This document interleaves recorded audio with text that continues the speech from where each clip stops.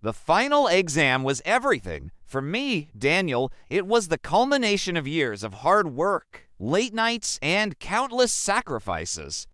I walked into that hall feeling a mix of nerves and confidence. I knew my stuff. I'd spent weeks preparing, poring over textbooks until the words blurred. The questions were tough, but fair. I methodically worked through each one, the familiar scratch of my pen on the paper a comforting rhythm. When I finished, I felt a wave of relief wash over me. I'd done my best. A few days later, the dread set in.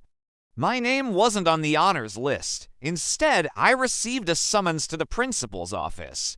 My heart hammered against my ribs as I walked down the long, silent corridor. Waiting for me were Principal Thompson and my history teacher, Mr. Harrison. Their faces were grim. On the table between us lay my exam paper, and next to it, a small, crumpled piece of paper with notes scrawled on it. Daniel, Principal Thompson began, his voice low and serious. Mr. Harrison found this near your desk after the exam. Can you explain it? I stared at the note, bewildered. I've never seen that before in my life. I said, my voice trembling slightly. Mr. Harrison sighed, a look of profound disappointment on his face. Daniel, I've always thought of you as one of my brightest students. Your score was nearly perfect. But this ... it looks like your handwriting. The notes on it correspond exactly to the most difficult questions on the test. My world tilted. It did look like my handwriting, a close imitation, but it wasn't mine. The slant was just a little off, the loops in my G's and Y's slightly different. But how could I prove that? I felt a rising tide of panic. It's not mine, I repeated, my voice barely a whisper. I didn't cheat. I studied for this. I wouldn't throw it all away. Principal Thompson's expression was unreadable. The evidence is compelling, Daniel. Unless you can provide proof of your innocence, we have no choice but to nullify your score and begin disciplinary proceedings. I left the office in a daze. My reputation, my future, everything was on the line because of a lie.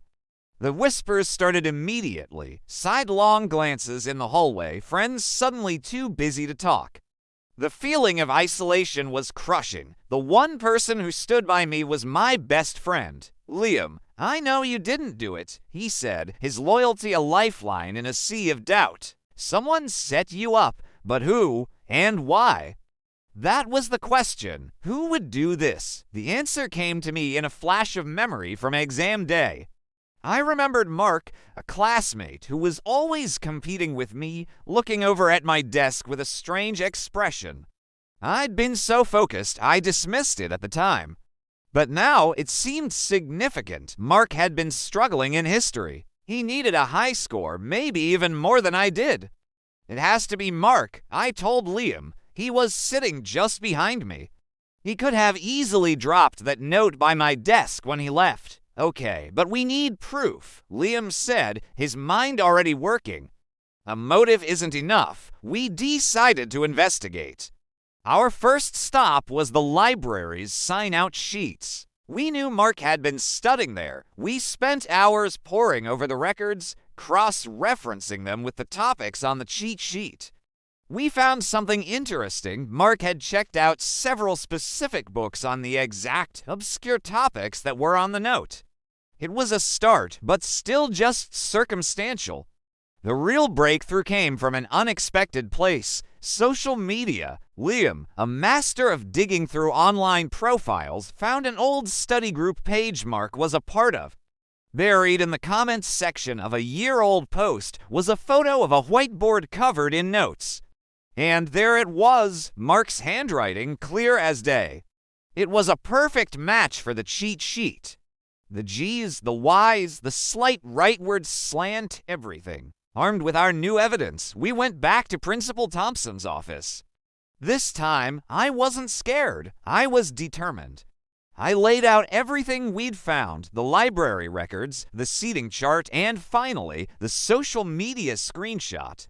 I placed it side by side with the photo of the cheat sheet. Look, I said, pointing to the handwriting. It's the same. It's Mark's handwriting, not mine. Principal Thompson and Mr. Harrison leaned in, studying the two images. The silence in the room was thick with tension. Mr. Harrison looked up, his eyes meeting mine. "He's right," he said softly. "The handwriting is identical." Principal Thompson called Mark into the office. Faced with the undeniable proof, his confident smirk quickly crumbled. He confessed everything. He'd been desperate to pass and saw an opportunity to not only help himself, but also to knock me out of the top spot. He had copied my handwriting style over weeks to create the perfect forgery.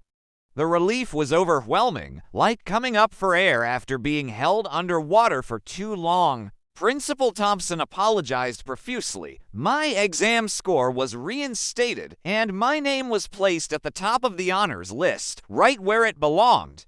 Mark faced serious consequences for his actions. Walking out of that office, I felt a profound sense of justice, but it was more than that. I had been tested in a way I never expected, and I hadn't broken. The experience taught me that integrity isn't just about following the rules when things are easy. It's about fighting for the truth, even when the world is against you. It taught me the value of a true friend and the power of believing in yourself when no one else will. My name was cleared, but I had gained something far more valuable, an unshakable understanding of my own character. And that was a lesson no textbook could ever teach. Thanks for watching.